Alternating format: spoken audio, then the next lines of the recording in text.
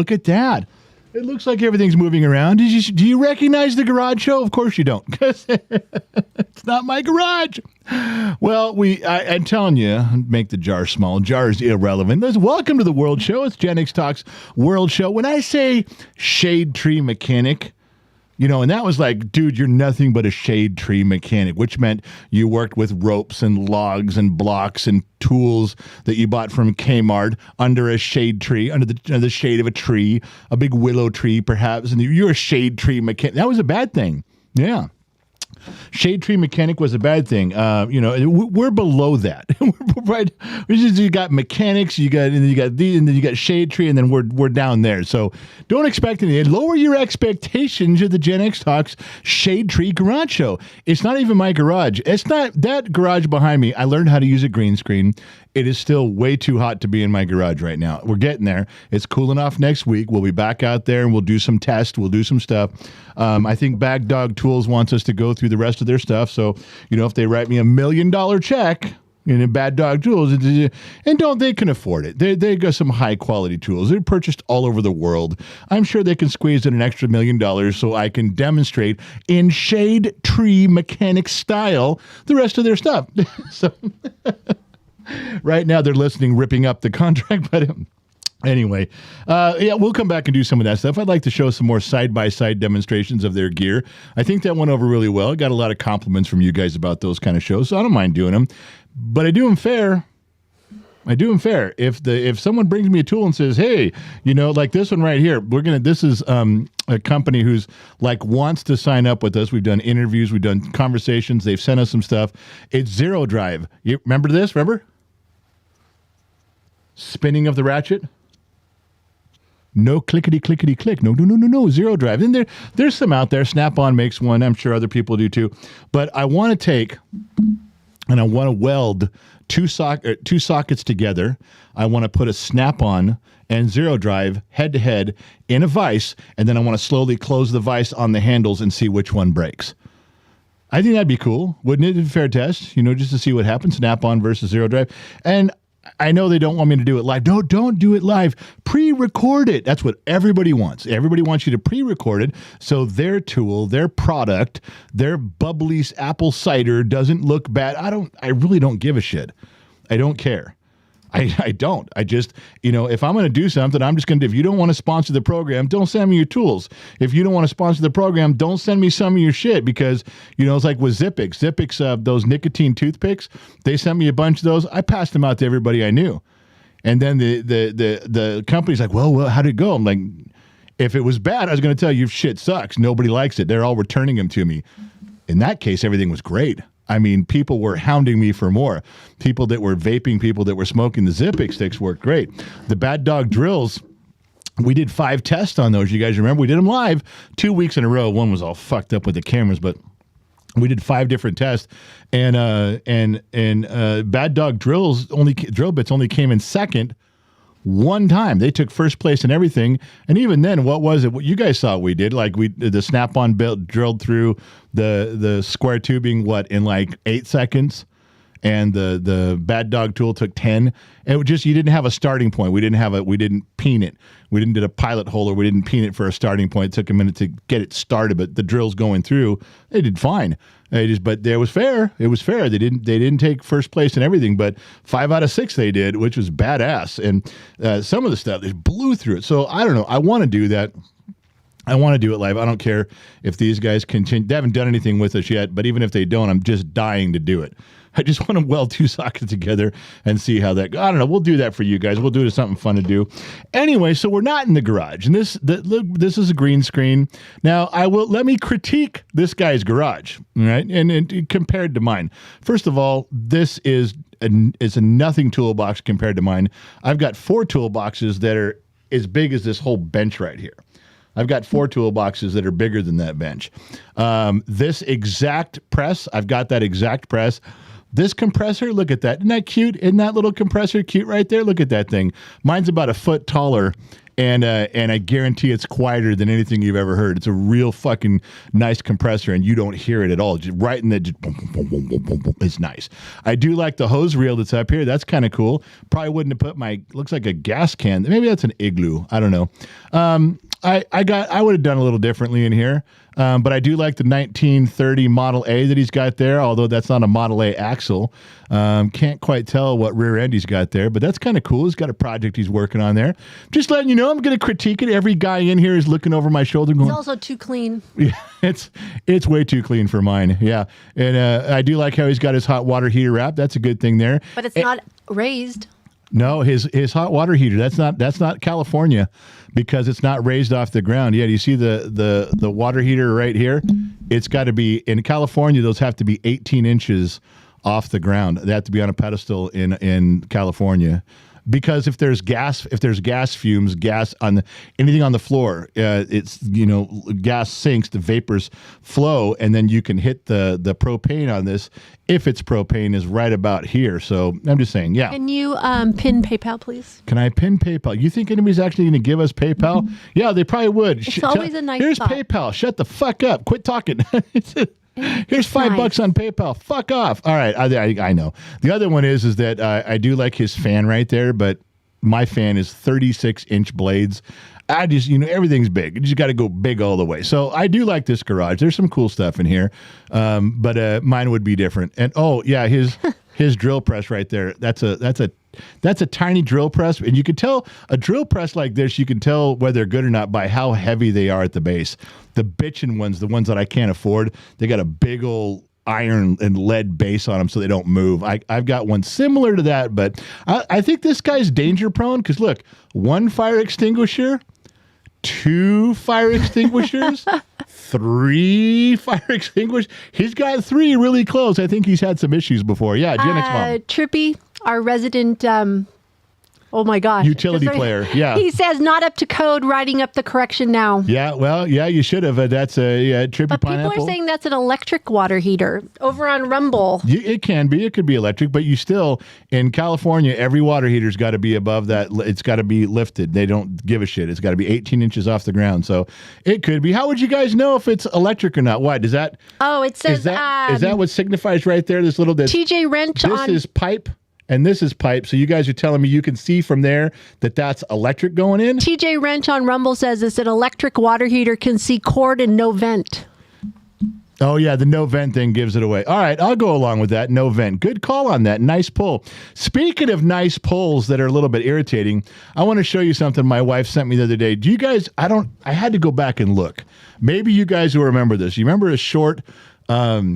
the kid filmed me doing something, I don't know, the other day, like a week or so ago. And, I know I was calling him retarded, and I didn't call him retarded. I said the ignition timing was retarded. Retarded ignition timing is a real terminology. It's an automotive terminology. And so in the video, I was explaining, he goes, well, you called my friend? I said, no, I didn't. Well, you said, yeah, he has a small block Chevy, and his ignition timing was retarded. I just did this. All I did was go, well, the distributor, you could turn it this way for advance and this way for retarding the timing. That's a real automotive terminology.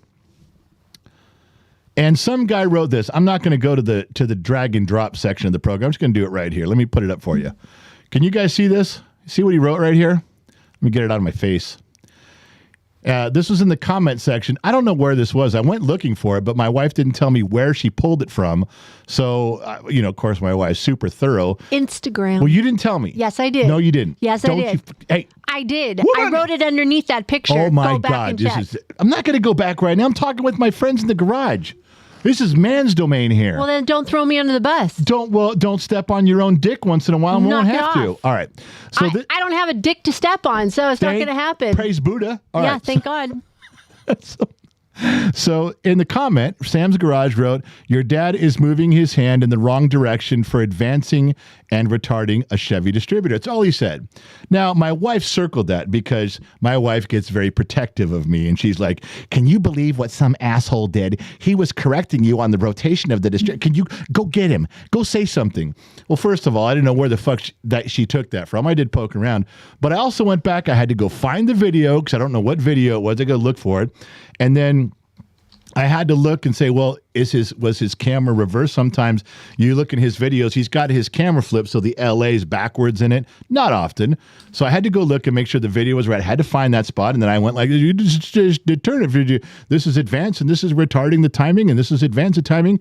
And then I had, I'm doing this because like when you're looking at it, it's just like this is left, and then you have to look down and say, well, counter Chevrolet is 1843657 The tributation's this way. You go like this, and I didn't remember which way I was twisting it. That wasn't the point. I haven't physically had my hand on an adjustable distributor in 20 years. So I had to go look it up. I had to think about it for a second. And the guy was right. When I looked at it, and he caught that on the fly. That guy caught that like just with my motion. He was right. If I would have actually been holding the distributor cap in my hand when I said retarding the timing and advancing it on a Chevy. Now, to be fair, there's people out there who say, there are some Chevys that rotate the other way. Yeah, very rare. And I don't even know that they were Chevys. I think you're going back into Oldsmobile, Pontiac, and Buick, and you got to go back. But there could be on the rare occasion, but 95% of them rotate exactly the same way and did what this guy said. He was right. So this guy Sam's Garage was right. And how he caught that. I mean, that's a dude who's dialed into small block stuff because he's probably eating a sandwich as it just passed by. He goes, yeah, his hand was going the wrong way. He was right. And, I apologize for not being anatomically correct in my yelling at my son during his short video. But it turns out he was right. I went and looked it up. So that comment that my wife sent to me turned out to be 100% accurate. Had I been actually rotating the distributor at that time, I would have been incorrect, and I would have been chasing my tail, which, don't worry, I've chased my tail a ton before. Any of you old-timers, at least once in your life, and probably more than once, you've been fucking with the distributor and you realize, shit, I'm 180 out. I'm 180 out. And for those of you who don't know what that means, just let it go. Just walk on. But there's a ton of you going, exactly, I'm fucking 180 out. I've been there. All right. So, yeah, we had stuff. And so we're back to the garage show. I wanted to clear the air on that big controversial topic on Gen X Talks is which way my hand was rotating the distributor and then the small block Chevy back in the day. And we got that cleared up so we can move on now. Anything? What do you got, dear? I have a few things in the sheets. I'm ready. Jason Bertrand over on YouTube. What brand of compressor do you have? Do you know? Oh, yes. It's been there for so long, I don't know. It was, the one I had before, it was Snap-on, which was a lot of money and didn't turn out to be as good as I thought. I want to say it's Jensen. It's blue with yellow lettering. I want to say it's a Jensen, and I think I paid $3,800 for it about 12 years ago. And then about 13 or 14 years ago, and then I kind of retired. So it doesn't have a lot of hours on it, and it's been in my garage. It's a great compressor, absolutely fully adjustable on the pressure. It's cast iron heads on it. I love it. It's great. It works out really well. It's not aluminum with a cast iron sleeve. So Barry Dano gave $10. Here's a super chat from one pissed off camper. The campground's owner's son hit my bike with the lawnmower, about $600 worth of damage. Well, that wasn't a push mower then, was it?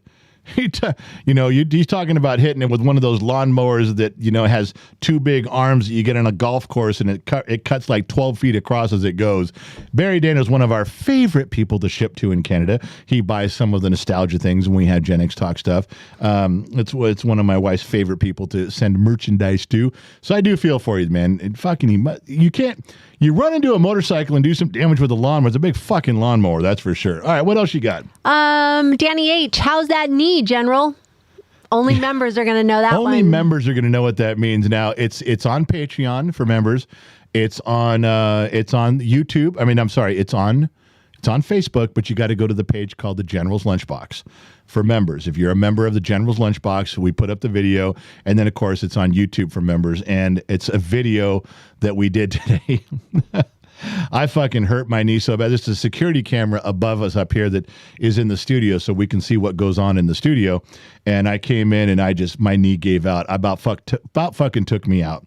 So, and then my wife came in and made some comments and I made some sexual references back. It was funny, so we typed it together and we put it out there for you guys. It took a little bit of time, but we put that together for members only. But yeah, my knee it hurts. And you know what? Just to go along with that, do you think she rubbed my knee? No, not at all. I didn't rub anything else either. You didn't rub anything else either. So the general is left for want at this moment. You know, it was just really sad because if you guys saw that video, you know, she should have, as my wife, she should have rendered medical assistance. I mean, this is no time to fuck around. This is a medical need, and you get nothing. So thank you for asking, Danny H. But as you can imagine, I'm left for want. Let's see. This is sent with laughing emojis. Okay. Randy Bloomfield on YouTube. What's Ford's firing order? He sent it laughing. Ford is Chevrolet is 184365772. Ford is 15426. 1542633. 1542638. 1542638. Whew, I think that's it. If I got that one, that's pulling it out of my ass. Yeah. Hector Peak on Peck on Facebook. Question from Puerto Rico. Puerto Rico. What is best ratchet ever in your opinion? I'm Snap-on by far. Mac right behind it, followed by Matco, then Cornwell, then maybe Craftsman.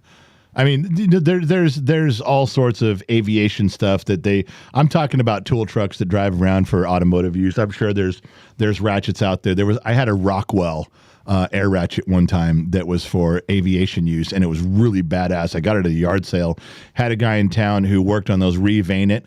He had to take a long time to find a kit for it, and it worked for years. But then the next time I was in a different town, and the next time I went to rebuild it, the guy couldn't do it. So I kept the housing on it for years. So I'm not talking about those, but mechanical, non-pneumatic, non-electric ratchet. I've always felt it's not only that was the Snap-on head better, the ratchet better on there. There were clean, small clicks. You didn't have to really far apart. No, it was small, narrow ratchet heads in the gear inside, but they really felt better in your hand. They really did. The ratchet's a ratchet is a ratchet is a ratchet. Yeah, I know. Everybody says that until you actually use them all day long, and then you're like, no, they're not. They're not. They feel better in your hand. They work better. They fit in places others don't. It's just a true story. All right. Brother Bruns, $20, $19.99. Question for you. What's a lift kit you'd recommend for a 2023 Ram 1500 Classic, and what labor rate would give a rip-off in California? I think. Yeah, I don't even know the lift kits anymore. They changed so much since.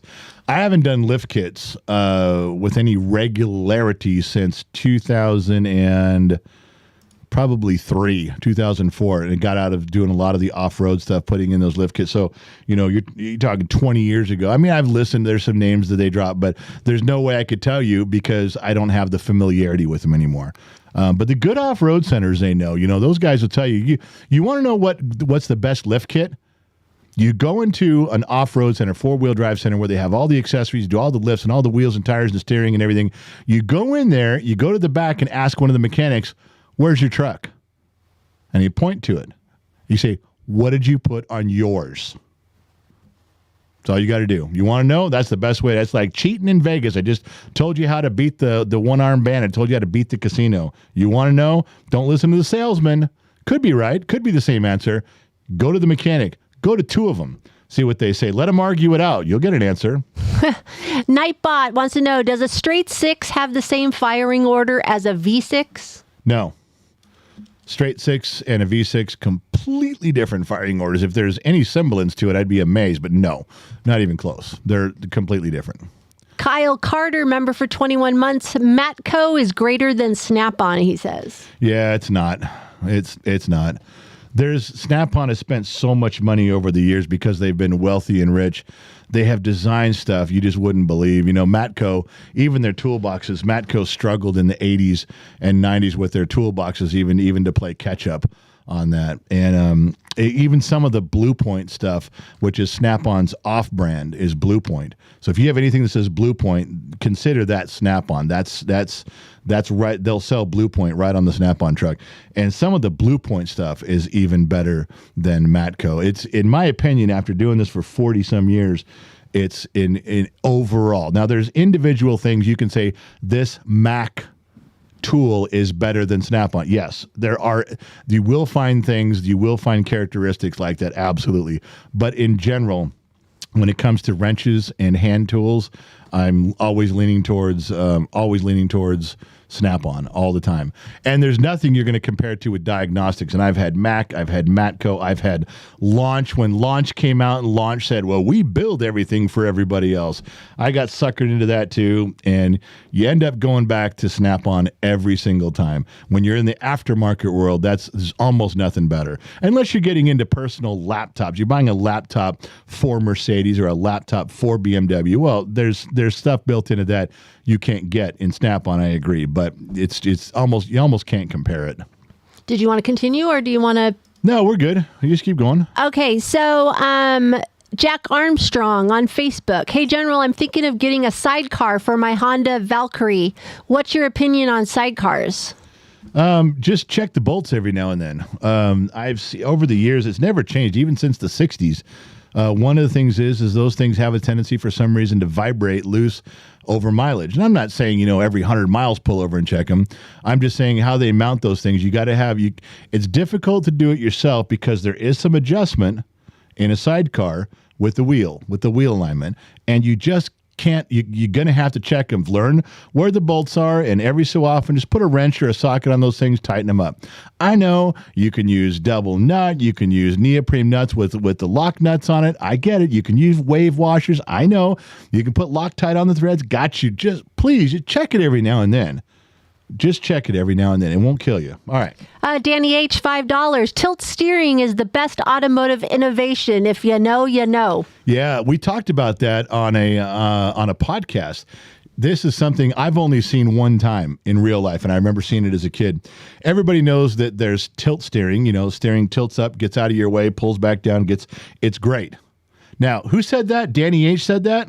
Oh, I got to go back. I'm sorry. Was that Danny H that said that? Yes. Okay. While I agree that tilt steering wheels are a great invention, Danny H is saying that because it's easier to get a Hummer. It's easier to get a Hummer when the steering wheel lifts out of your way. That's what Danny H was thinking. Danny H went right to the gutter. Danny. Sorry. I think Obi caught it because he said Saturday night with the GF girlfriend in a Triumph TR7 was a challenge, even for a young man. Yeah, and you got to get the steering wheel out of the way. But something else you guys don't know about. Did you know that now steering wheels are all adjustable electronically? But back in the day, Cadillac had a telescoping wheel. And that was something unique. So you could tilt up and the wheel would telescope. But here's the one I was talking about. And we talked about this on a podcast the other day. And I've only seen one in real life. I've only seen one in person. But there used to be cars that had swing away. You could tilt the wheel up, but you could pull a lever and half the steering column would break away. It would swing away like towards your radio. Picture that. So your steering wheel swings towards the radio, towards the center. Now everything's out of your way. Now you can really get in and out of there. And they don't do that anymore. I don't see cars that have that much movement at all. And it was, I only remember seeing one time when forget where I was. Must have been about 17. And I think that was a pickup truck too. And the guy says, well, the steering wheel swings away. And he showed me how to do it. And I moved it. I was like, holy shit. Don't think I ever saw one after that. I definitely never worked on one. But I will tell you this. The Chevrolet tilt columns used to wear out over time, especially if they put them in big P chassis like a UPS truck, a big delivery van type of truck. They'd wear out a lot. There became very few guys in town that could take apart with special tools a Chevrolet tilt column, rebuild them, and put them back together. I still, to this day, in my garage, have the special tools for pulling the pins, and I could do that. Also, carburetors. It got to be where I was one of the only guys in town who could work on a carburetor, rebuild a carburetor, who knew how to check everything on it. That's a lost art too. Actually, rebuilding a carburetor, rebuilding a Chevrolet tilt column. Nobody cares anymore. Plus, nowadays the columns are all different. I'd probably get lost in a new column with all the servos and motors and stuff in there. But back in the day, on manual, it was quite the thing when you became the guy in town and people would pull up and go, "Hey, heard you can work on a Chevrolet tilt column. Like, bring it right in, buddy. Let's rip that thing out of there." Back when I used to be important. Now nobody gives a shit. What else you got? Kyle Carter, $5. Have you tried the new DeWalt Power Stack batteries? I have not. In fact, I was just crossing over, been DeWalt. Just started to replace things as they went bad with Milwaukee. And I'm just tempted to lean back that way a little bit. But I might. You never know. Because my wife's sitting over there, you buy one more fucking thing. I'm surprised she hasn't taken pictures of stuff like the top of one of my toolboxes and just posted it in the member section going, "This is fucking ridiculous," or pulled open a drawer of my toolbox. These are all battery operated tools. This is fucking ridiculous. She could have a whole page on the website for members only called "This is fucking ridiculous." Oh, you know what else she'd put on there? That's just 40 years of... My box of wires. She'd put my box of wires on there. I got a couple big boxes of wires. That I've got connectors and wires that go back to the 90s. You never know when you might need something like that. Got to power up an old Nokia phone. I'm your guy. Oh, my gosh.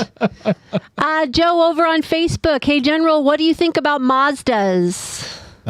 Funny you should ask. I was a Mazda certified technician.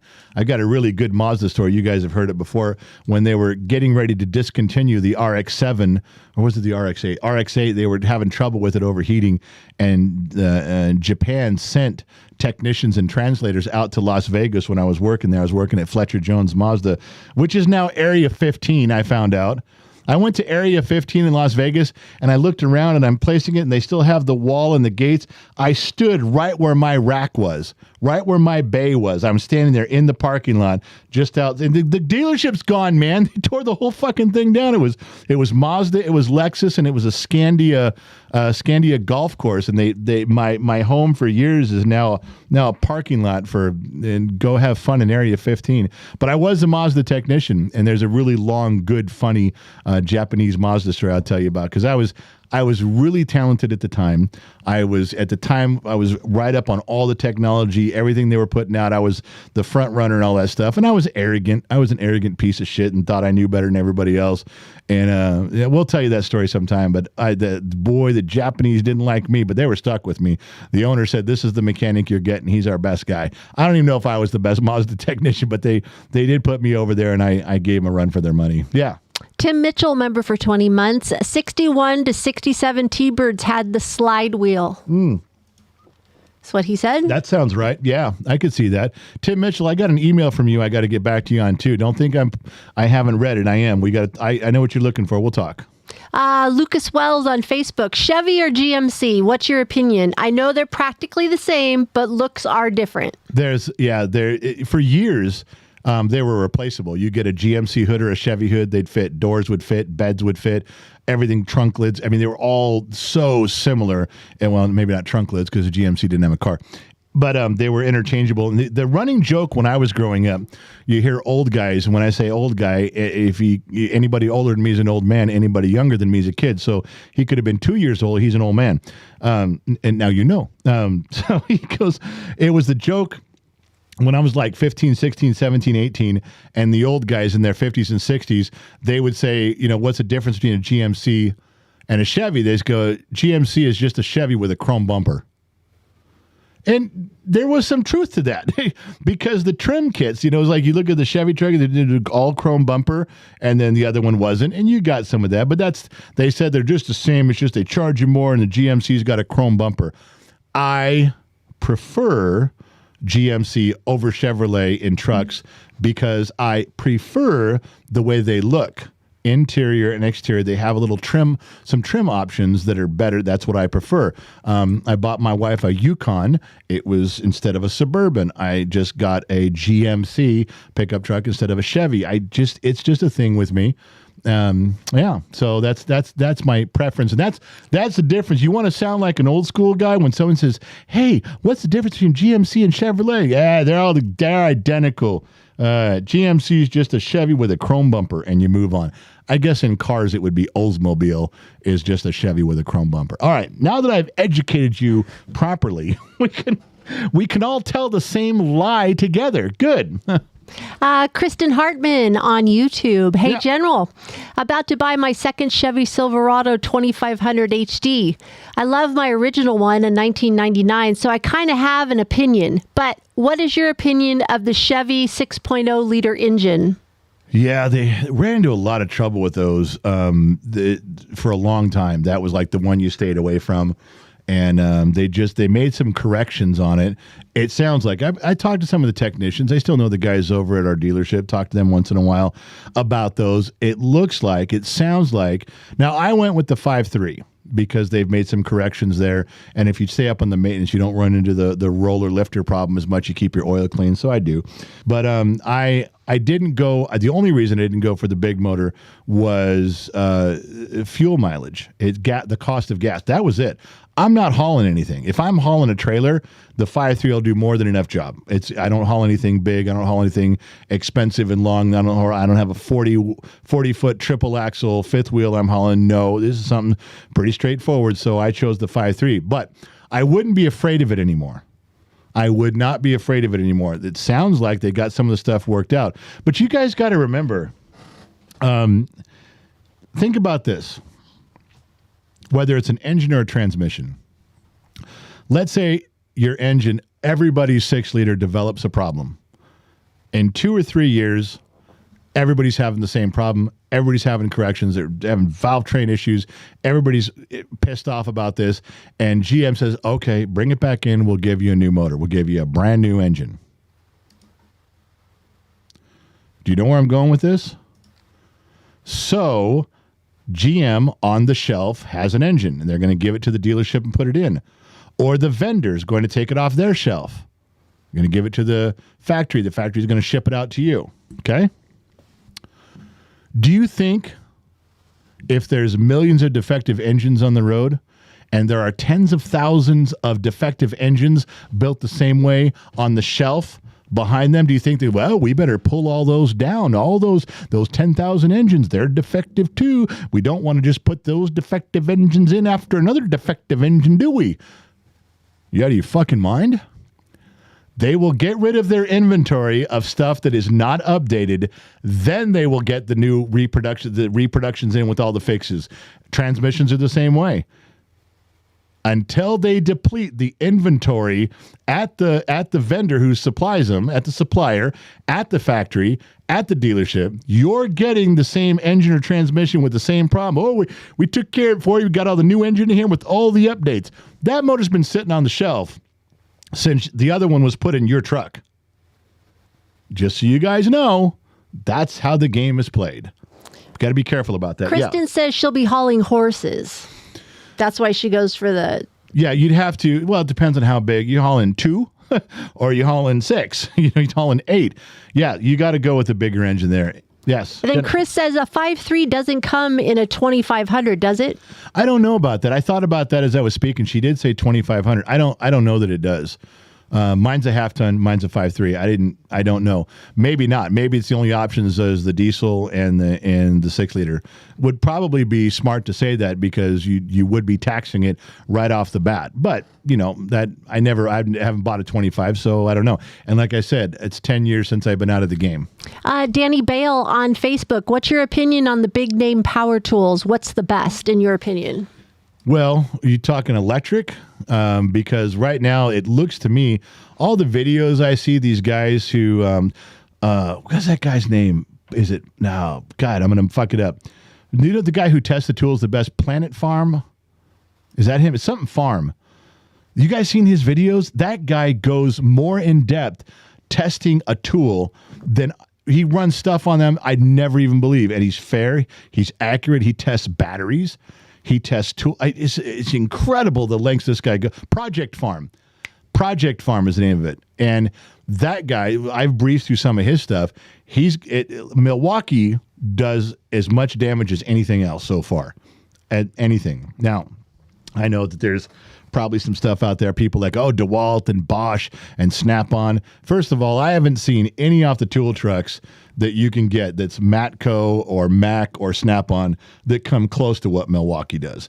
That's just like, I used to buy some Ingersoll Rand reveined stuff right from Ingersoll Rand. Ingersoll Rand's air tools were supplying. You could tell. You could look at the frame on the Mac 50th anniversary one. It was an Ingersoll Rand. Then you have to go down there and ask them which one is veined bigger and is better. Ingersoll Rand doesn't let many get out the door for the people they supply to that are better than their own. Not many. And I don't know if Ingersoll Rand is now sold at Harbor Freight or not, but back in the day, Ingersoll Rand, their heavy vein stuff was the best you could get out of anywhere. And they did the only one that came close was Mac on the big guns to compete with Ingersoll. Not even Snap-on could come close back in the day. Now, if you're talking about electric battery operated stuff, I'm leaning towards Milwaukee. A lot of my friends still have Snap-on, but I think that's because the truck comes around. Not a lot of Milwaukee tool trucks stopping off at the dealerships selling tools. Maybe they should. What else you got, dear? Sterling Running Stream Phillips. Remember that name? Sterling Running Stream Phillips. Yeah. That's his Indian name. Yes. What do I do if my check engine light is on for the evap system? Many things could be wrong. Is it a process of elimination? Yeah, it used to be there was 2 leaks on that. It was a small leak and a gross leak, as they called it. And you can scan that. But the first thing everyone will tell you to do whenever you have an evap code is replace your gas cap. Because most of the time, 80% of the time, it was a gas cap, put a new one on, reset the code, away you go. But that's the first thing you do. You got to put the new cap on and clear the code, and then see if it comes back. Then it's a process of elimination. But on evap systems, like in my garage, I have 2 smoke machines. And when you're talking about vapor getting out, evap is evaporative control. They don't want the fuel vapor to get out and kill the atmosphere. If you have your gas cap off, the vapor gets out and kills dolphins, as we all know. Your fuel vapor will get out and melt ice caps, as we all know.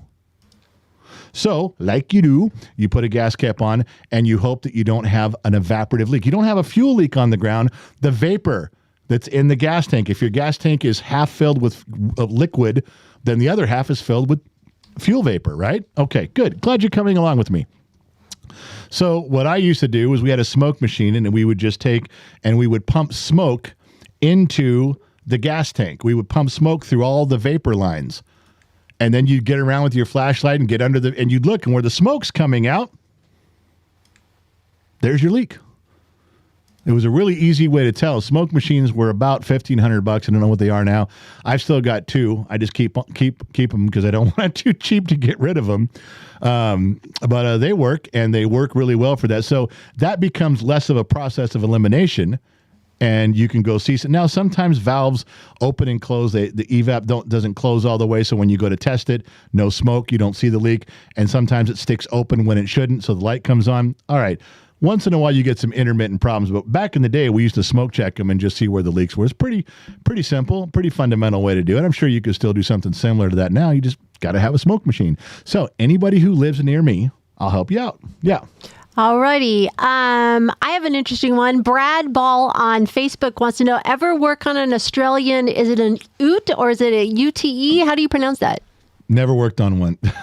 How do do it? Do you know what? I think it's Ute. Ute, okay. I think so, because it's like isn't that like the canopy tent thing? Those are called Utes, those ones they make out of fiberglass and palm tree leaves. Aren't those Utes also, or are those called something else? I don't know. I'm having a brain fry moment. I was trying to think of that really weird one you got in the shop. God, you had a few, but there was one. That big one, the German. I was going to say, wasn't it German? World War II, what was that called? It was bizarre. Boy, just having a brain freeze on that one, too.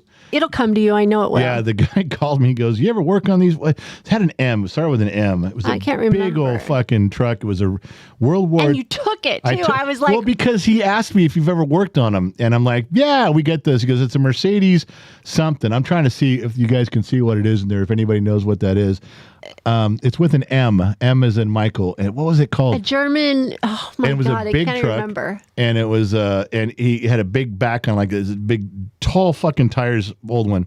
Anyway, the guy calls me up from there. He goes, "I'm traveling through town. I got a coolant leak." Unimog, that was it. Matthew Cole, Unimog. Yeah. He wrote Unmog, but it's Unimog. He got it right. Matthew Cole, he goes, "You ever work on a Unimog, a Mercedes Unimog?" And I remember covering the phone and asked my guys, "Hey, we ever work on a Unimog?" And everybody goes, "No." I said, yeah, we worked on a few of those. What do you got? He's like, I got a coolant leak. I go, sounds simple. Bring it in. And this fucking thing looks like a Nazi half track. Everybody's Googling it right now. Yeah, I'm sure. Unimog. And I'm like, Google 1942 Unimog, and you'll see what this thing looked like. It was a radio dispatch thing out of a museum. And the guy bought it in LA and was driving it somewhere to Utah, and he broke down. Luckily for me, you're not going to believe this, the engine that was in it had the same water pump as like a 60s Mercedes. I think it was like a limousine, and it was the same type of engine. The water pump was identical. We ordered one, we got it in, we put it in. The guy thought I was a hero, and I was sweating bullets the whole time going, I didn't know what a Unimog was. And then the guy pulls in, I'm like, fuck, I really fuck. But again, arrogance, you think you can do everything, but worked out well. That was like just 10 years ago.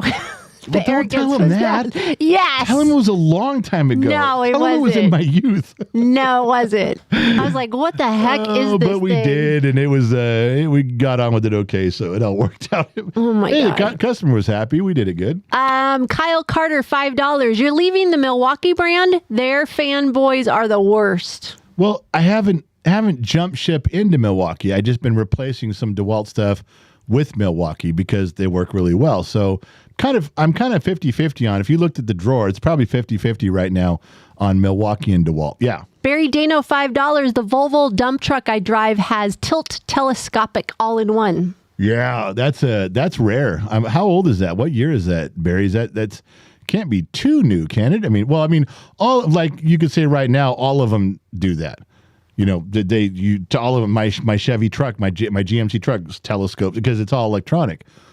It's got motors in it and servos, but I would say the old school ones, that'd be a little bit harder to find. Alrighty. Jason Myers on Facebook, is the 6.2 any better? You get into stuff that I haven't kept up on recently. I will tell you this. If you go back to 1984 and you get an Oldsmobile diesel engine in an Oldsmobile car, probably the worst diesel engine I've ever seen in my life. Now, that's some sound advice. Just in case you're out car shopping, avoid those mid-'80s Oldsmobile diesels. I never met one guy that said they liked it. They basically took a gas engine and converted it to diesel and then tried to tweak it to make it work, and it never worked. Just letting you know. Bud on Facebook wants to know, what do you think about the new Ford Maverick? First of all, a Maverick is not a truck. A Maverick is a car. Ford Mavericks were cars. Okay? Oh, yeah, that we saw one on the road, huh? Yeah, and I want to yell at the guy. So he's like, for crying out loud. It's not a full-size truck. It should have been a car. It's cute. It's cute. Yeah, it's a cute little truck, I got to say this. If you are a girl and your boyfriend's driving her Maverick, you don't have a boyfriend. You have a girlfriend. No, I don't know if that's true. I don't know if that's true. I'm just fucking around. All right. I was going to say, what? I know. There's probably some big old dude that's 400 pounds, got a Maverick, going to come knocking on my front door. Hey, what'd you say about my truck? Okay. James Larson on Facebook has a comment for you. I hear a lot of so-called wisdom based on your personal opinions. That's not wisdom, in case you didn't know. Who said it was wisdom? You just said you hear a lot of wisdom. Well, good for you. If you're hearing wisdom, that seems to be a you problem. Yeah, everything I'm saying is my opinion. No one's calling it wisdom but you, Jackson Hole. Kyle Carter, $2. My 20-volt Matco Impact will whip a Milwaukee Impact. I don't know. I'd have to see that. I don't know. You'd have to put those head to head. I mean, like weld the socket, put them head to head, and see which one. I don't know. I don't see it. Not from my experience with Matco. It's been a while since I've been in a Matco truck, but Matco was always hereditarily behind on electronics and anything electric. They were 3 and 4 years behind everybody. Just saying. Joseph Lund wants to know, what about the new Tesla truck? Elon Musk actually got into a conversation with Jordan Peterson about that the other day. And they were, because I was invited and I was in the room, apparently. So via TV like everybody else. And I remember him saying that it's Tesla, the Cybertruck, is an AI with a car chassis, with a car body. It's artificial intelligence. It's a robot. He's like telling you it is artificial intelligence disguised as a car, like an Autobot. And the more he talked about that, the more intrigued I got about how the computers listen, learn, think, adapt. I mean, cars have always done that for a lot of years. Computers always adapt and change to the fuel that's in them, the drivers, the way the driver drives, and that's adaptive strategy learning. That's pretty common. But his stuff was going further. I don't like the way they look. Except the picture I showed you today. I was going to say I've only seen one, and this guy took a Cybertruck and painted it and lifted it and tired it, and look, he had a Master Chief in the back with a Gatling gun. The fucking thing looked like a warthog from Halo 3. That's the only one. I just don't care for the way they look. I'm not saying I don't like them, but I don't like any electric car, not because they're an electric car. I just don't care for an electric vehicle. And for a long time, I couldn't figure out what the stigmatism was about electric cars. Like there was just something about it that it rubbed me the wrong way. Electric cars don't all drive themselves. They're electric cars and they're just electric cars. And then someone made a statement one time and I stole it as my own, like I always do. Everything I'm telling you is plagiarized, stolen from somebody. I haven't had an original thought in my head since 1973. Let's be clear on that. This guy said one time, he goes, I can't ever have an electric vehicle because I'm never paranoid if I'm low on gas, but I'm paranoid if I get low on battery. And he was right.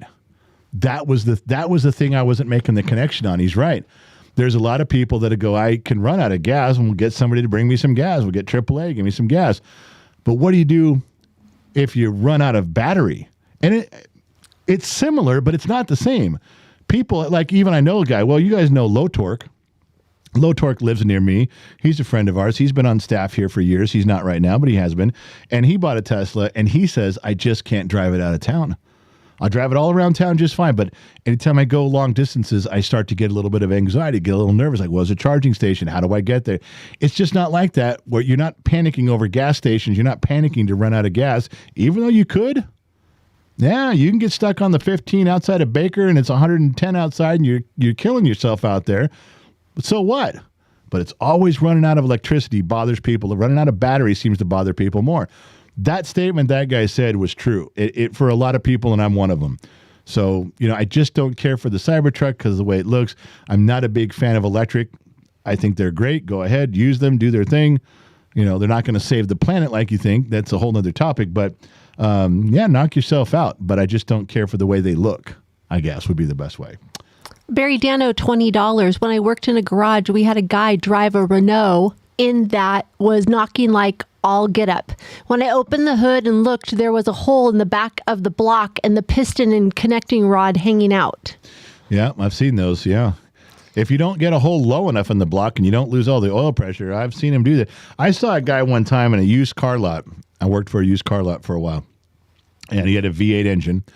And it had a rod knock on one of the cylinders. He dropped the oil pan, disconnected the connecting rod, took a broom handle and pounded it all the way up to the top of the cylinder.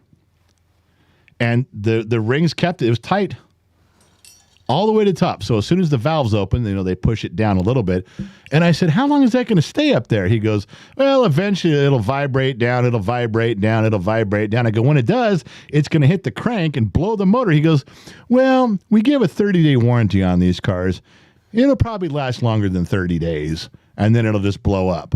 I go, yeah, without a rod cap on it, because you got it in your toolbox. He's like, yeah, that was a used car trick I saw the guy do. And he fired it up. It did have a little bit of a miss in it. You could tell it was just a little bit off balance with that one piston pounded all the way to the top. He sold the car that way. Whatever, man. Used car tricks 101. Brother Bruns, $4.99. The new Maverick reminds me of the Subaru Brat. Well, it's bigger than that. It's quite a bit bigger than the Brat. I mean, it is a truck, but it's more like a Ford Ranger with a car front end, a hood on. I don't know. It's not my thing.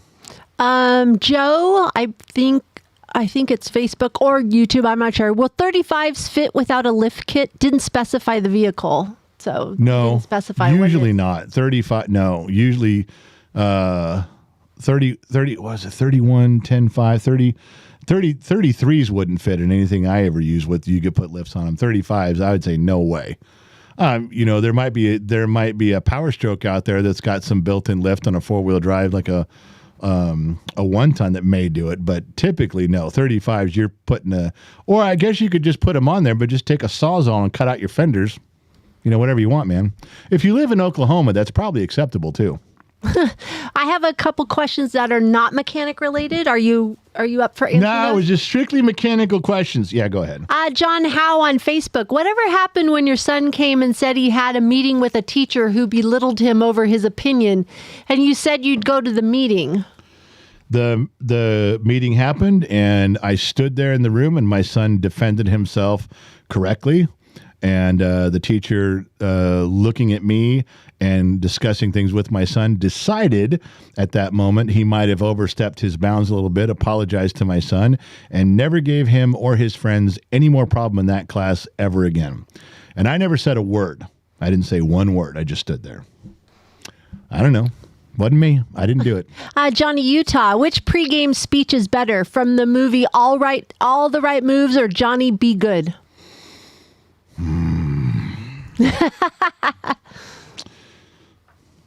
I'm glad you didn't bring up Hoosiers, because that one in my mind blows. Wow. Boy. All the Right Moves. I'm going to lean that way. All right.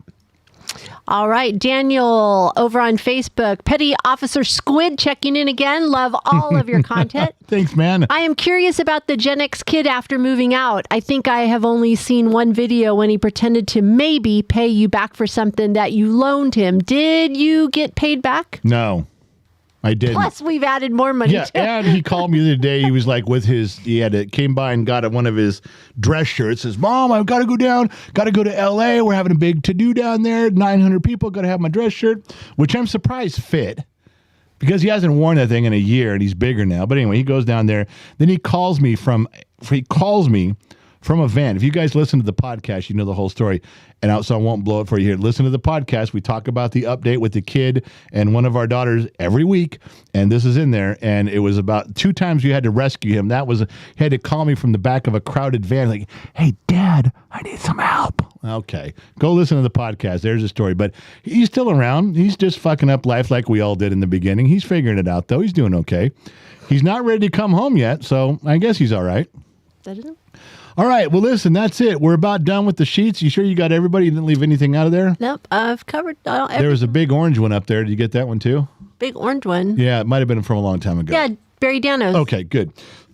All right, ladies and gentlemen, it's a little bit after 7 o'clock. We started a little bit after 6 o'clock. Oh, now she tells me we're done. You asked what year his dump truck was. Oh, yeah. It was a 2000, I think he said 14. Wow, that's good that they still have that. That's anything like that is an option, is comfortable. When you're hauling stuff and you're in a truck, you're driving deliveries, you're driving routes and stuff, anything they can do to steering wheel to the seat, make it more comfortable, good.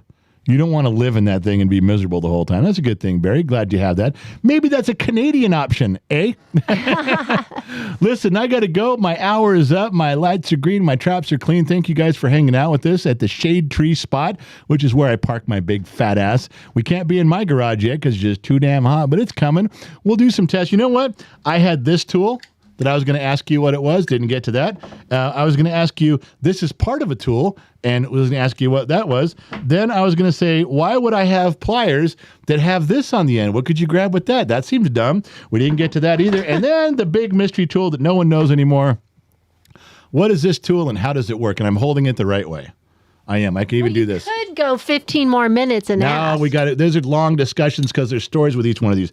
I'll tell you what, I'll leave these all where we can get to them next time. We'll go back, we'll cover them again. They were just some easy tools for, if you guys were heavy on the end of it, you probably knew what a couple of them were, but it would take some old salt to know one of those. Because they just don't use them anymore. Ever. Just like a ridge reamer. You guys don't even know what a ridge reamer is because they don't need them anymore. They never use a ridge reamer. In fact, if you use a ridge reamer now, you're fired. And that was a tool back in the day. Thank you guys for tuning in. Not sure where you're listening in from around the planet.